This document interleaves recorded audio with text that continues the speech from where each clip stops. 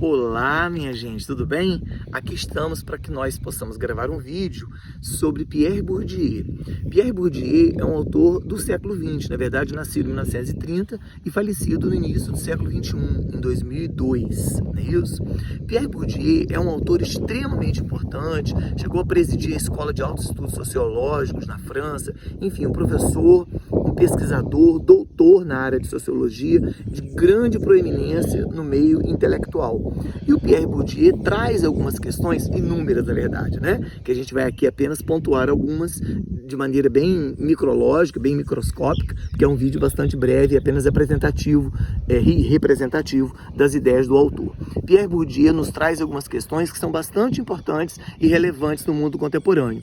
Uma delas é a questão do chamado hábitos, né? E também a questão da distinção, ou que ele chama de o poder simbólico. Como é que a gente vai destrinchar essas questões? De algum modo, Pierre Bourdieu nos aponta para a ideia de que numa sociedade como a sociedade capitalista, no formato como a sociedade capitalista se apresenta, há diferentes graus de distinção. E a distinção entre as pessoas, distinção entre classes, distinção entre grupos, distinção entre pessoas, tanto no sentido coletivo quanto no sentido individual, passa por vários aspectos. A distinção passa por um critério econômico, porque aí obviamente nós entendemos isso desde Marx, né? As pessoas se distinguem porque elas têm o poder do capital, porque elas têm o poder financeiro. Há uma distinção também dita como distinção cuja padronagem, né, cujo self-fashioning deriva da questão social, porque essas pessoas uns ocupam o topo da pirâmide e outros ocupam o lugar médio da pirâmide e outros ocupam a base da pirâmide, mas ele fala também de um critério de distinção que é o tal do poder simbólico. O que ele quer dizer com isso? De algum modo, a padronagem cultural que a gente adquire, e isso não é um assunto dos mais fáceis, a gente muitas vezes acredita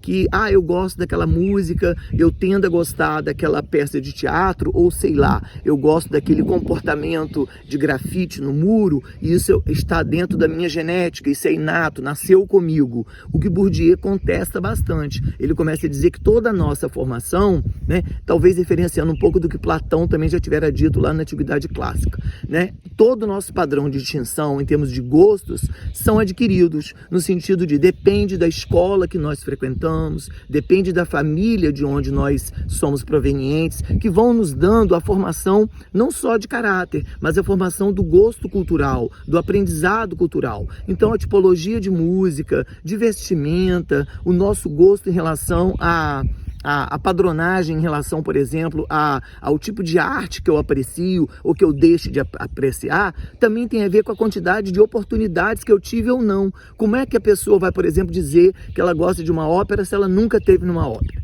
Como é que a pessoa vai dizer, em algum momento, que ela não gosta de música clássica, mas ela não sabe nem o que é um repertório de música clássica?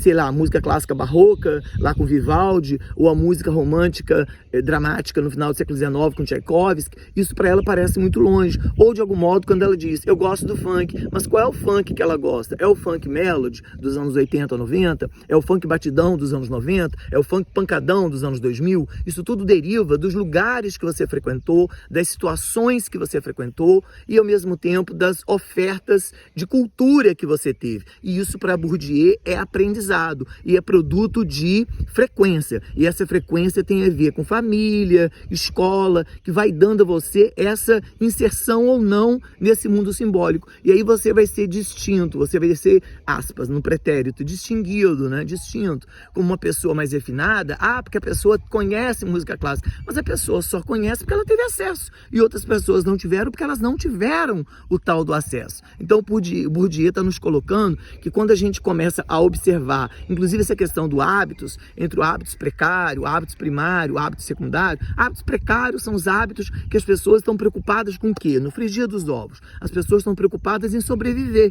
né? As pessoas, por exemplo, amanhece o dia, qual é a preocupação do dia? É trabalhar, porque tem que acordar 4 horas da manhã, pegar uma van, pegar um ônibus, pegar um metrô, pegar um trem, rodar sobre trilhos, etc., no Rio de Janeiro, capital, por exemplo, e ela tem que trazer comida para dentro de casa. Então, esperar que essa pessoa se preocupe, por exemplo, com questões como meio ambiente, efeito estufa, derretimento das calotas polares, destruição da camada de ozônio, parece distante da realidade. Então é um hábito precário. Os países muito pobres, periféricos, em que milhões de pessoas estão na margem da pobreza, da miséria e da não empregabilidade, essas pessoas convivem com hábitos precários e passam a ouvir músicas precárias e passam a viver em situações precarizadas e produzem e vivem à mercê e à margem dessa sociedade, né? Já o chamado hábitos primário são as pessoas, na maioria das vezes é o que a gente tende a chamar, no recorte marxista, de classe média. São pessoas que tendem, na verdade, a ter hábitos um pouco mais avançados, no sentido de que não é só trabalhar. Essas pessoas também se permitem, por exemplo, usar serviços de delivery, usar serviços de prestação de serviço, contratar um iFood da vida, ou até um ingresso que ela pode comprar em casa para ir a um teatro, ou um cineminha dentro de um shopping. Isso vai criando algum aperfeiçoamento. E por último, registrar as pessoas do chamado hábito secundário, que são as pessoas que pelo poder econômico, pelo poder social e pelo poder simbólico adquirido, cultural, repertório vastamente adquirido, essas pessoas se colocam, aí você vai dizer, são pessoas refinadas, mas esse refinamento derivou de quê? Derivou de uma construção financeira, de uma construção social e de uma construção simbólica. Essas pessoas sabem simbolicamente, inclusive, usar desse poder que elas têm, porque elas têm mais oratória, elas têm mais repertório, elas têm mais poder de fala, e elas vão apagando o poder de fala e as construções culturais dos outros grupos. Isso acaba sendo um poder a mais que esses grupos com mais poder aquisitivo dispõem, é o chamado poder simbólico. Então, em Bourdieu, tem a discussão sobre poder econômico, poder cultural ou poder simbólico, a questão do poder financeiro e tem a questão da localização, onde você se insere na sociedade. Você dispõe, você possui hábitos precários, hábitos primários, hábitos secundários.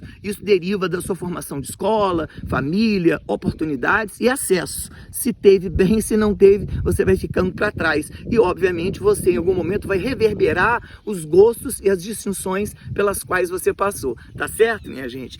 Fica aqui a dica. Bourdieu é um autor extremamente importante. 2 livros básicos, A Distinção e o Poder Simbólico. E até a próxima. Muito obrigado!